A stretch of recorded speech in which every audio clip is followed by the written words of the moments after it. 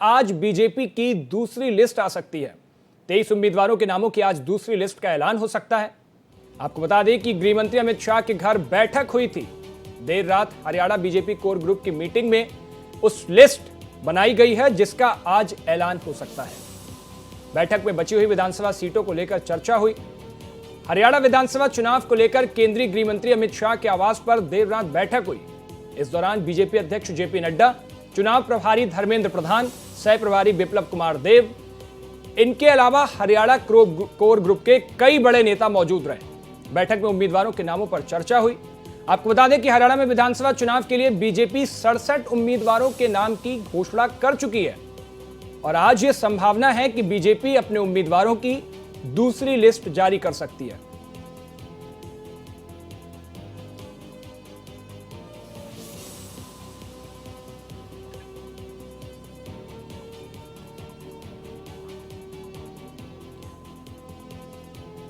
तो देर रात BJP core group की मीटिंग हुई। हरियाणा के तमाम नेता उसमें मौजूद रहे। केंद्रीय गृह मंत्री अमित शाह के आवास पर यह बैठक हुई जिसमें बीजेपी अध्यक्ष जेपी नड्डा समेत हरियाणा कोर ग्रुप के बीजेपी कोर ग्रुप के कई बड़े नेता मौजूद थे। और आपको बता दें कि अभी तक बीजेपी 67 उम्मीदवारों की लिस्ट जारी कर चुकी है।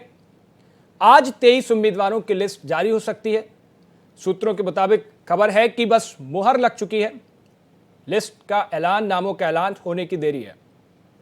ज्यादा जानकारी के लिए हमारे संवाददाता मोहित शुक्ला हमारे साथ जुड़े हुए हैं। मोहित, 67 उम्मीदवारों की लिस्ट पहले जारी हो चुकी है। 23 उम्मीदवारों के नामों का आज ऐलान हो सकता है। गृह मंत्री अमित शाह के यहां बैठक हुई। कौन, कहां से, किस प्रत्याशी का ऐलान हो सकता है, अगर कुछ जानकारी हो?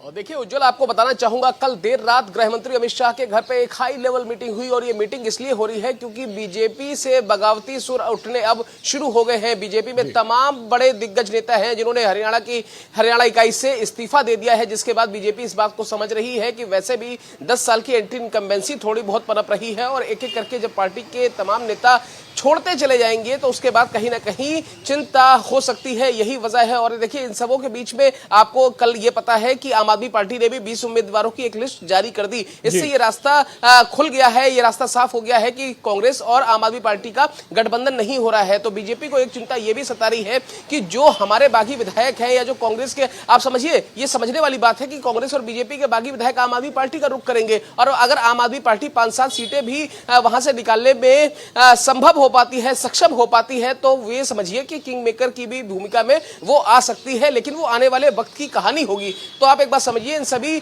चीजों को देखते हुए, इन सारे दृष्टिकोणों को देखते हुए कल गृह मंत्री अमित शाह के आवास पर अब से 12 घंटे पहले एक हाई लेवल मीटिंग हुई जिसमें विप्लव देव हो, धर्मेंद्र प्रधान हो, हरियाणा के तमाम टॉप की लीडरशिप और खुद गृह मंत्री अमित शाह उसमें मौजूद थे। और कोशिश ये की गई कि जो बाकी के 23 उम्मीदवार हैं, चाहे उसमें बड़खल हो, राही हो, महेंद्रगढ़ हो, ये तमाम ऐसी सीटें हैं जिनके अभी, और ये इंपॉर्टेंट सीटें हैं हरियाणा की, जहां से अभी उम्मीदवारों का नाम सामने आना बाकी है। यही वजह है कि इन तमाम 23 सीटों को लेकर कल ये हाई लेवल मीटिंग हुई और अब सूत्र ये बता रहे हैं कि आज देर शाम तक या देर रात तक बीजेपी की दूसरी लिस्ट जारी हो सकती है, क्योंकि बीजेपी ने कुछ दिन पहले ही 67 उम्मीदवारों की पहली लिस्ट जारी की। इसके अलावा कांग्रेस ने अपने उम्मीदवारों की 32 उम्मीदवारों की लिस्ट जारी कर दी। बीजेपी और कांग्रेस के अलावा आम आदमी पार्टी ने भी अपने 20 उम्मीदवारों की लिस्ट जारी कर दी। 12 तारीख वहां पर नामांकन की आखिरी तारीख है। उस तारीख से पहले अब देखिए महज 48 घंटों का ही वक्त रह गया है और उससे पहले ये सारी चीजें, सीटें फाइनल करके लिस्ट सामने लानी पड़ेगी, जिससे उम्मीदवारों को मौका मिल सके, वो सही समय पर जाकर अपना नामांकन दाखिल कर सके और चुनाव प्रचार में अग्रणी भूमिका निभाएं और चुनाव प्रचार प्रसार ठीक से कर पाए। मोहित, एक गौर करने वाली बात यह भी है कि कल ही आम आदमी पार्टी की लिस्ट आती है। पहले गठबंधन की बात चल रही थी कांग्रेस और आम आदमी पार्टी में, उसके बाद वो भी क्लियर हुआ। फिर बीजेपी की एक हाई लेवल मीटिंग होती है और उस मीटिंग में उम्मीदवारों के नामों का ऐलान हो जाता है। तो जो आम आदमी पार्टी और कांग्रेस की अब अलग अलग प्रत्याशी उतरेंगे, उससे बीजेपी को फायदा, कितना बड़ा फायदा हो सकता है वहां?